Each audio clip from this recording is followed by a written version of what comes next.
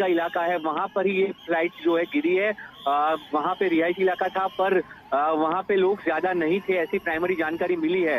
अब हालांकि कितने लोग थे, कितने लोग रास्तों पे थे, उनको क्या असर हुआ, क्योंकि प्लेन जिस तरह से हमने देखा था कि आग के गोलों में तब्दील हो गया था, तो वो आग का गोला अगर कहीं पे भी गिरा है तो उसके बाद वहां पे क्या भयावह स्थिति हुई होगी, उसकी कल्पना करना भी बहुत मतलब मुश्किल है। तो वैसे में कितने लोग वहां पे स्थानीय लोग थे जो इसमें झुलसे हैं, उसकी कोई जानकारी आंकड़ा अभी तक सामने नहीं आया। पर वो रिहायशी इलाका था, वहां पे बिल्डिंग थी, वो बिल्डिंग के ऊपर जाके ये मलबा गिरा है। जो हमने तस्वीरें दिखाई हैं, वो तस्वीरों में साफ दिख रहा है किस तरह से ये प्लेन का मलबा वहां पे गिरा। प्लेन खुद एक अगनगोले में तब्दील था और वहां पे गिरा है।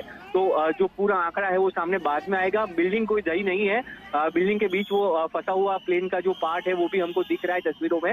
तो बिल्डिंग कोई दही नहीं है, पर वहां पे जो लोग थे उसमें से कितने लोग घायल हुए, कितने लोग की जान गई है, वो कोई आंकड़ा अभी तक सामने नहीं है। अभी पहली प्रायोरिटी वही है। विमान का एक हिस्सा उस बिल्डिंग में अभी भी फंसा हुआ है। जी, वो जो विमान का भाग जो टूटा हुआ है वो तस्वीरों में दिख रहा है कि वो कहाँ, जब ये हादसा हुआ तब वो कैसे गिरा था। तो वो पूरा जो है वो पार्ट दिख रहा है। तो वहां पे जो है ये तस्वीरें सामने आई, उसके बाद राहत और बचाव कार्य शुरू किया गया। ये शुरुआती तस्वीर थी जब ये हादसा हुआ तब की। उसके बाद राहत बचाव कार्य में एनडीआरएफ और एसडीआरएफ की टीमें पहुंची हैं, जिनकी पहली प्रायोरिटी थी कि वहां से जो लोग इंजर्ड हैं उनको निकाला जाए, जो लाशें हैं उनको बाहर निकाला जाए और वहां पे कैजुअलिटी कम से कम हो, वो प्रायोरिटी थी। तो उस पर पूरा प्रशासन अभी लगा हुआ है, तो उसी पे पूरा काम अभी चल रहा है और सभी लोग जो है वो राहत बचाव कार्य में जुड़े हुए हैं। जिस तरह से केंद्रीय उड्डयन मंत्री आए हैं, केंद्रीय गृह मंत्री आ रहे हैं, तो ये हादसा कितना बड़ा है। पिछले 15-20 सालों में हमने कभी अहमदाबाद में ऐसा कोई हादसा नहीं देखा कि जहाँ पे फ्लाइट जो है प्लेन क्रैश हुआ हो। ये इतना बड़ा हादसा हुआ है, तो अब अहमदाबाद के लिए एक बहुत ही बड़ा हादसा, गुजरात के लिए, गुजरात ने कभी इतना खौफनाक भयावह मंजर फ्लाइट क्रैश का नहीं देखा है। तो वो अभी जो है सभी लोग बचाव और राहत करने में लगे हैं, चाहे वो सरकार की बात हो या प्रशासनिक अधिकारी हो। सभी लोग, पूरी टीमें यहाँ पे अहमदाबाद की ओर दौड़ाई गई हैं। एनडीआरएफ की टीमें गांधीनगर से मूव की गई हैं, एसडीआरएफ की टीमें भी गांधीनगर से अहमदाबाद की तरफ दौड़ाई गई हैं। पूरा प्रशासन जो है अभी हादसे की जो साइट है वहां पे पहुंचा है और वहां पे बचाव कार्य कैसे हो और कितनी जल्दी वो साइट क्लियर हो पाए, उस पर अभी काम हो रहा है। वहां पे जो है पूरी तरह से स्थानीय लोगों की आवाजाही पे रोक लगा दी गई है। अहमदाबाद एयरपोर्ट पर भी फ्लाइट जो है वो बंद कर दिए गए हैं शाम तक।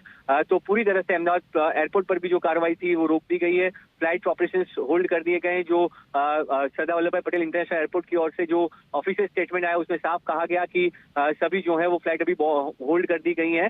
तो सभी जो प्लेन थे उनको बचाव कार्य पे पूरा फोकस किया जा रहा है।